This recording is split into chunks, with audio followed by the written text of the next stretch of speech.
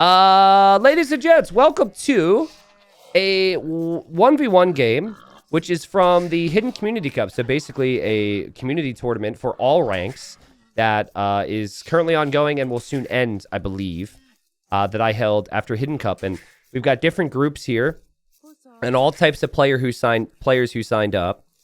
And this is apparently game number 2 in a live series between Turbo Weasel at 1100 elo. Woo! Look at the skills there with the boar. And then Zeta2, a 1000 elo player.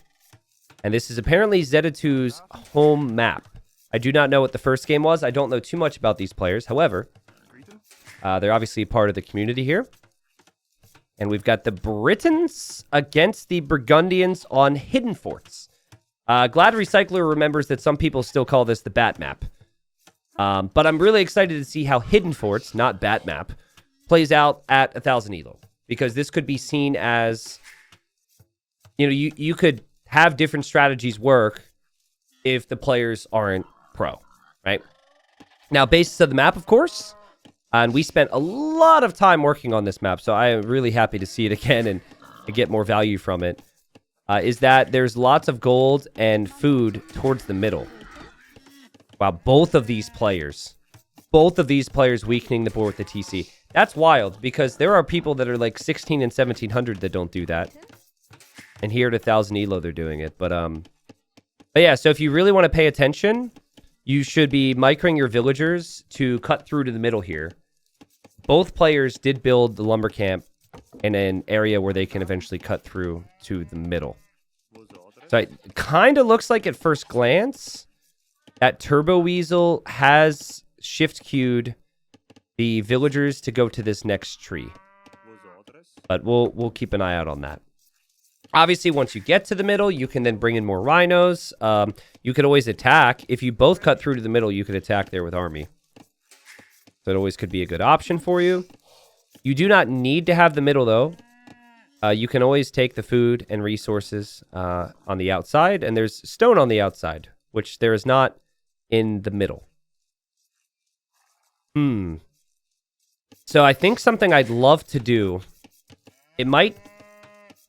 Okay, I'm going to ask this because I need people to give feedback on this because this might take a bit of time. But I think this is really promising idea for content. Would you guys have interest if I made a video called, like, the making of evacuation or the making of Hidden Forts?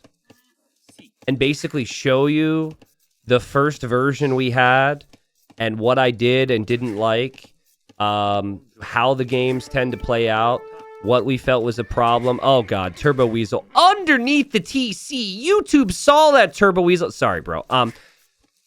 You know, I think it'd be cool because especially with those two maps, actually especially with Hidden Forts, the map really transformed. I think we had like 10 different versions. I think it might be fun. A lot of people were saying yes. Okay. It will take time. It will take energy. It will take effort beyond the usual, but I think it's worth it. I will try and find the time, energy, and do that. Okay? Didn't you already make the video? I made videos where I introduced them, but I didn't talk about the changes. For example, an obvious one was you see this terrain behind the trees. You cannot build there. And that was something that we determined we had to do when players in our test games would cut through and then walk over and just build behind, meaning the other person couldn't come through. The other thing was at one point we had like cracked terrain in the middle instead of standard terrain, which if your buildings on cracked terrain, they go down a lot faster against siege. We had more rhinos than we did. We had deer at one point. We had stone in the middle. We had bigger wood line. You know, there's just a lot of things. So, someone says Hidden Forts no, evacuation yes. Okay. Well, it's good to know. Thank you for your honesty. Zayad, thanks for the 21 months subbing here on Twitch. Appreciate it. Hag, thank you. Hag Badar says, Bob Zvigar, your pronunciation is quite good. Let's keep Bob away. Okay, good stuff. Thank you.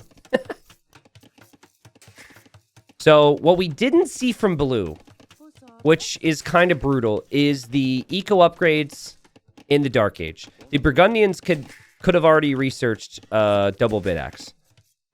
And if that would have been researched, maybe these villagers would have chopped through already. But it does seem like blue is interested in coming out here for another lumber camp. Didn't micro the trees as I had thought blue might do. Red's in Feudal Age. Is on gold. Feels like this is Fast Castle Archers as the plan. But things have definitely gone slightly awry. Remember, this is live. They may have been told, our base, were they told that I'm casting this? Because I imagine they might be all kinds of nervous if they were told. And, you know, this probably has a different feel than a ranked game. Maybe the first tournament these two have ever played, right? So, might be under a lot of pressure here. You didn't tell them? Okay, I like the fact that they weren't told. That's good. Red was attacking. The villagers don't have loom yet. Remember, blue scout went down. And, ooh, let's go. Look at the quick walls there, Turbo Weasel. And Turbo Weasel gets the wood upgrade now. I mean, the eco upgrades are still discounted. But it does hurt a little bit. That upgrade could have been a little bit faster. Spearman's going to come out here from Turbo Weasel, who's focusing on getting the walls down. Might assume the opponent's gone for scouts. Obviously has no clue what the opponent's doing because of no scouting now. And we are seeing the farms begin for Zeta2. So Zeta2, Horse Collar upgrade, farming away. Lots on wood here. And is about to chop through to the middle.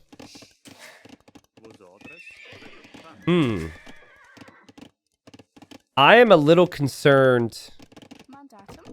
I'm curious to see how the whole rhino situation goes for these guys. Blue definitely got a little bit unlucky. It feels like a rhino should have generated here that didn't. Blue comes to the middle now. And is going to look around. Doesn't see a rhino yet. Is walling up. Is going for a stable to maybe add some scouts. Spearman here to protect the opening. Spearman here to scout towards the middle. And red has just chopped through. So red could use that scout to go through the middle. So walked all the way over to the opponent's side. Has walked all the way back. Adding the archer range now for archers, which is, of course, sick. Which is amazing with the Britons.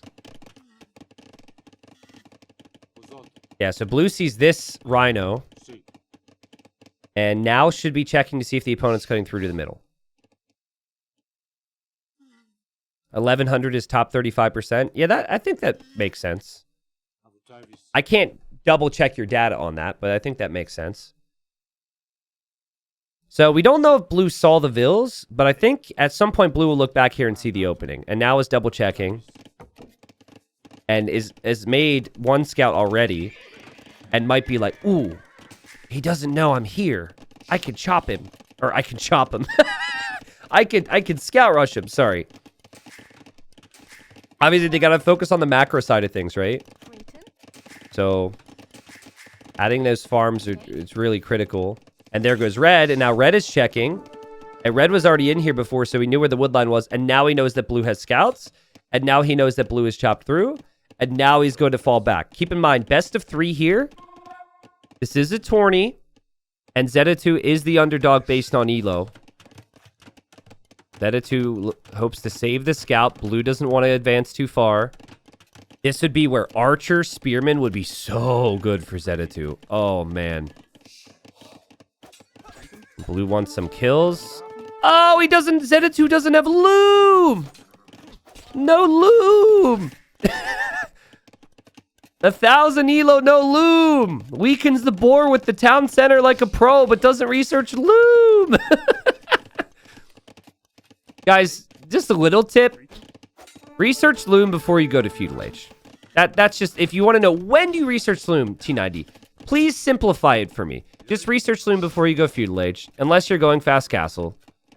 But just always do that, and then life is fine, all right? Yeah, I guess these are Hidden Cup settings, and maybe Zeta2 is a big Doubt fan, and Doubt went Fast Imp, forward castle, no loom. And he's like, if Doubt can do it, So can I. So this is the perfect time for the archer player to take advantage of the situation. If this is high level, this game ends right here. Like, blue is forced into a tower. The skirms aren't out yet. Blue is also housed really massively. You can see the panic. But I think red sees this archer range and is a little hesitant, maybe scared that that means the counter unit's going to come out, and so doesn't want to attack just yet. Ooh, look at the micro. Sick micro. Yeah, you just advance here. Zeta2. Kills the scouts. Good fights. Blue will drop the tower. Blue is panicking. And what I notice a lot here is the player in blue's position will toss the skirms out, because you figure you just kind of have to. Now, blue does have loom, and it's amazing what that upgrade does. It does protect your villagers a bit more, but this is still an amazing tack for red. Tower should go up if blue is paying close attention. And red kills some vills. Tower goes up. There's skirms, there's tower fire, and red has to back away. But Zeta2 is on the way to Castle Age. Wow. This is really well played. So now, skirmishers can be a problem. You don't have a lot of archers anymore. So you should be thinking, what do I do against those skirms? You can out-micro the skirms. That's an option. Adding a stable for some knights could be good. You could also go for siege to push back the skirms. But I think, like, crossbow mangonel feels very natural for the Britons. I'm always a fan of adding a stable here to go knights. But when you're so close to Castle Age, maybe red can just wait to add siege. Or do both. But blue's in trouble. Like, blue is in big trouble. Blue is still in Feudal Age, so... starting scout also can really help against these skirms here. Good micro from Zeta2. This might be a quick game here, guys. Oh, blue's on the way up, actually. Okay. Blue scouts try and harass. Try and distract a little bit. I like it. Crossbow upgrades on the way. Still no loom for red. I was told the first game was very fast. I wonder if that had to do with not getting loom for Zeta2. And here we go. Very light on gold, I'm noticing, for red. And we're going to see a TC right smack dab in the middle. Rhino's not happy about it. That's where the Rhino lives. But, you know, that does protect the opening. Makes it difficult for blue to find areas to attack. Britons have cheap TCs, so there's still plenty of resources for red to work with, too. So I think red wants to complete the TC and then push forward, right? Which makes sense, because blue is being really active. Blue's being really annoying. Blue is pretty much just forgotten the outside exists at this point. Isn't thinking about maybe escaping and giving up the middle. Definitely feels like Turbo Weasel wants to continue to fight for the middle. All right. Eco KD's 5-5 though, guys. Resources collected, red's ahead, but it's not significant. And if there's one thing I know about this rank, is that players do a fantastic job of getting ahead and then finding a way to throw the game. And don't worry, see, I can say that because that is how I would describe myself at 2300 elo as well, so... Again, the knights should be the answer to the skirms. The knights went back to deal with the scouts, though. Red thinks, what eco upgrades can I do? I'll get my wheelbarrow upgrade, my wood upgrade, my farm upgrade. I like all of that. And, ooh, is taking a rhino. Good stuff. It's going to be knights for blue. It's going to be skirms as well. No elite skirm upgrade. So just a tip for you guys on this map.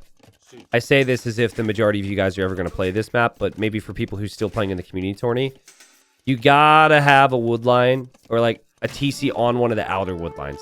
These trees have 150 wood. The middle trees have 100 wood. And then, of course, the middle trees, it's very narrow and exposed. So having eco out there in a game like this is nice because they're not going to be pressuring in that location.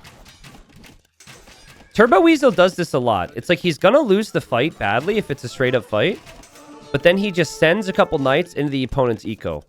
And it really, it forces some mistakes from Red, I'm noticing.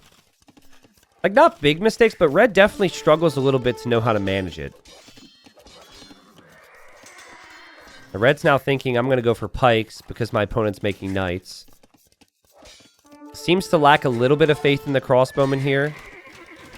The crossbowman knight combination should still be really strong. These aren't elite skirms yet. And yeah, guys, this is a struggle. Those skirmishers. Oh, man. This is good. We want it. We want this best of 3 to go to a third game. I forget what the home maps are. Our base told us, but Turbo Weasel would have a home map.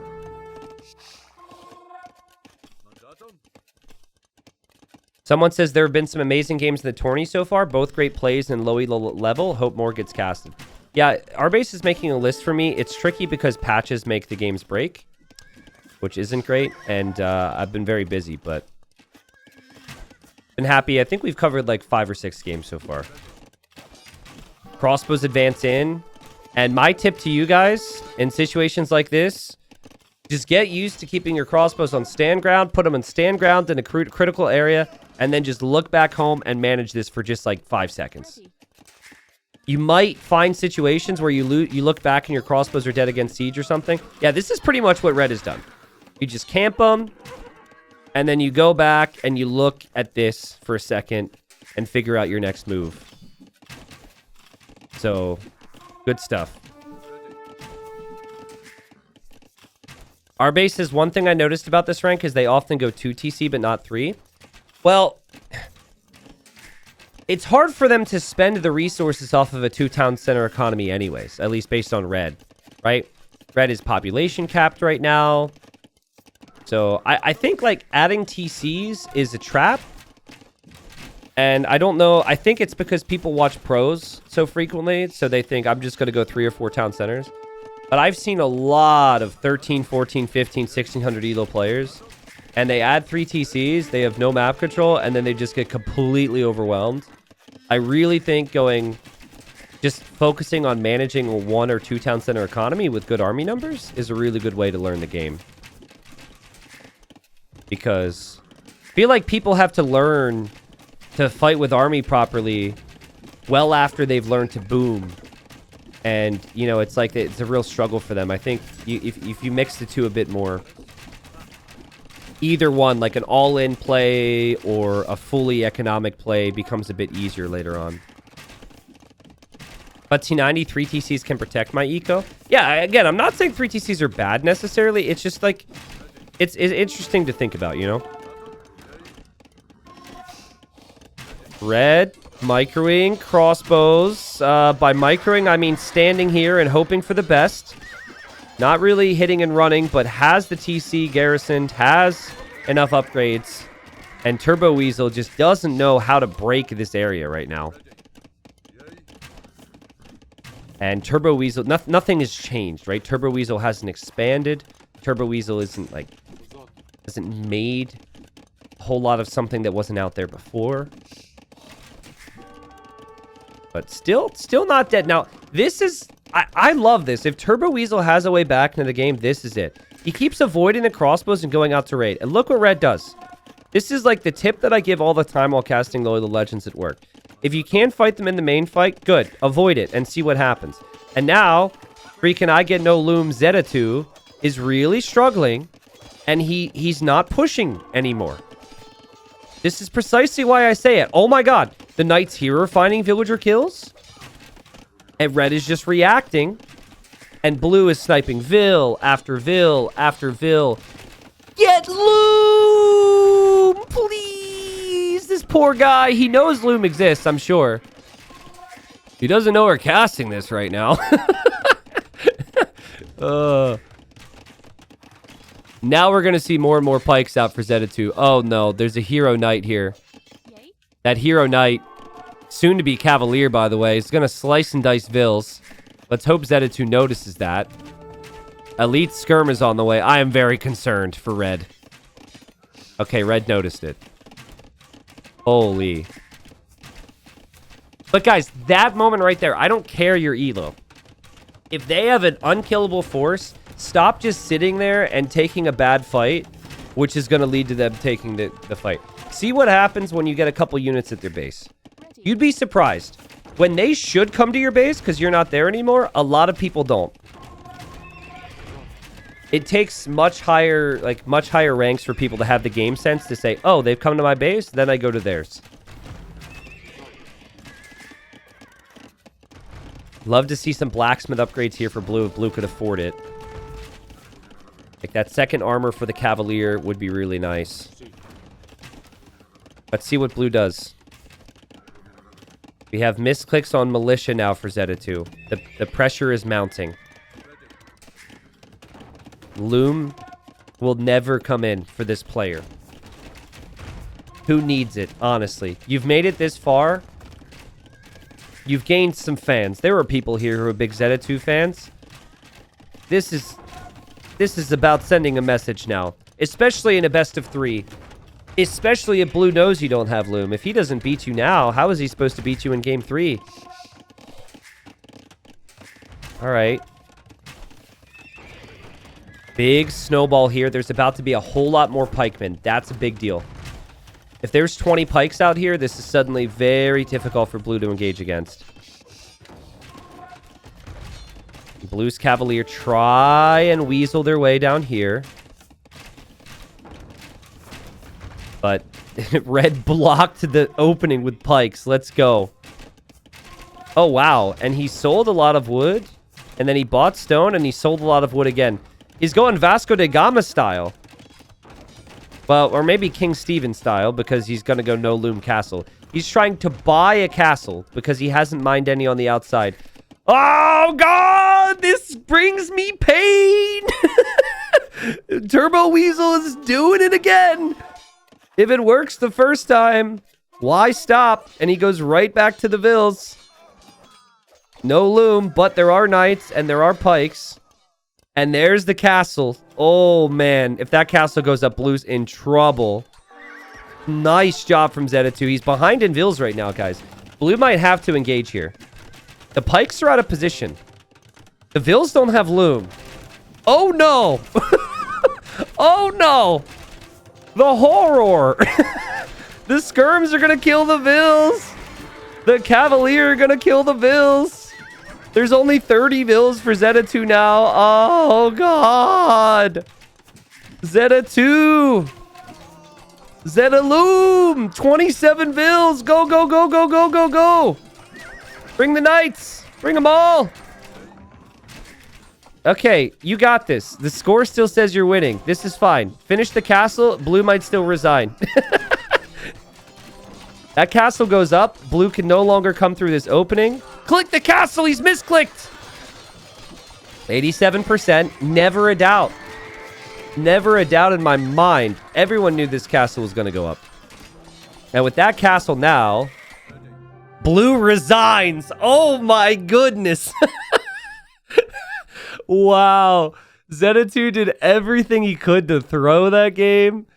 Turbo Weasel did everything he could do to bring it back. And we have a 1-1 here in the series. That was YouTube worthy. Well played. I mean, listen, you could see the nerves. There were obviously mistakes here or there. The map is very different and very, very, special. However, I really like how they both played this game. I felt like Red's overall strategy was better. I love the army comp he was going for. He was clearly very scared to take fights at times. He didn't trust himself with the micro. But he played well. But Blue did a great job, running around and attacking with the Cavalier. Now, a lot of people are going to say Blue could continue to play here. Yes and no, right? Like, Red just has to walk over here, and this whole area is denied. Blue is going to have to go into a castle fire.